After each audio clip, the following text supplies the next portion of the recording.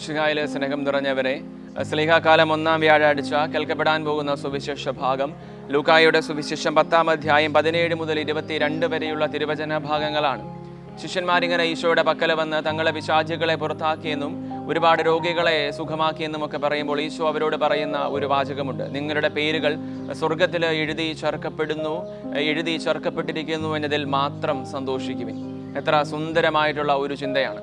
നമ്മൾ ഈ ഭൂമിയിൽ ചെയ്യുന്ന എല്ലാ കാര്യങ്ങൾക്കും നമുക്ക് കൃത്യമായിട്ടുള്ള പ്രതിഫലം ലഭിക്കുന്നതും നമ്മുടെ പേരുകൾ ഇങ്ങനെ എഴുതി ചേർക്കപ്പെടേണ്ടതും സ്വർഗത്തിലായിരിക്കണം.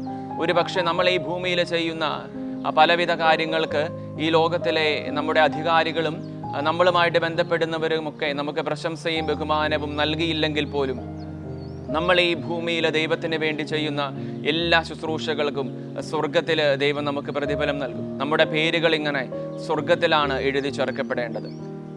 മിഷൻ പ്രദേശത്ത് ഒരുപാട് വർഷങ്ങൾ ജോലി ചെയ്തതിന് ശേഷം ആ മിഷനറിയായ വൈദികൻ ഇങ്ങനെ തിരിച്ച് ഈ നാട്ടിൽ തുകയാണ്. കപ്പലിറങ്ങിയപ്പോൾ ഈ മനുഷ്യനെ സ്വീകരിക്കാനായിട്ട് ആരും തന്നെ വന്നിട്ടില്ല. പക്ഷേ ഈ മിഷൻ പ്രദേശത്ത് ഈ മനുഷ്യൻ്റെ കൂടെ തന്നെ ജോലി ചെയ്ത ഒരു ഡോക്ടറും ഒപ്പമുണ്ട്. അദ്ദേഹത്തെ സ്വീകരിക്കാനായിട്ട് കുടുംബാംഗങ്ങൾ എല്ലാവരുമുണ്ട്. ഒരുപാട് നാളത്തെ ഈ നീണ്ട കാത്തിരിപ്പിന് ശേഷം നാട്ടിലേക്ക് തിരിച്ചെത്തിയ ഈ വൈദികൻ ഇങ്ങനെ ദൈവത്തോടെ കലഹിക്കുകയാണ്. തന്നെ സ്വീകരിക്കാനായിട്ട് തൻ്റെ കുടുംബത്തിൽ നിന്ന് ആരും വന്നില്ലല്ലോ, താൻ ഇത്രയും വർഷം കാത്തിരുന്ന് നാട്ടിലെത്തിയിട്ട്. അപ്പോൾ ഇങ്ങനെ ആ മനുഷ്യൻ്റെ ഉള്ളിൽ ഒരു സ്വരമുയരുകയാണ്. അത് ദൈവത്തിൻ്റെ സ്വരം തന്നെയായിരിക്കാം. അതിന് നീ ഇപ്പോഴും നിൻ്റെ സ്വന്തം വീട്ടിലെത്തിയിട്ടില്ലല്ലോ, അത്രയേ ഉള്ളൂ കാര്യങ്ങൾ. സ്വർഗത്തിലാണ് നമ്മുടെ പേരുകളെല്ലാം എഴുതി ചേർക്കപ്പെടേണ്ടത്. വിശുദ്ധ നമ്മെ സമൃദ്ധമായി അനുഗ്രഹിക്കട്ടെ.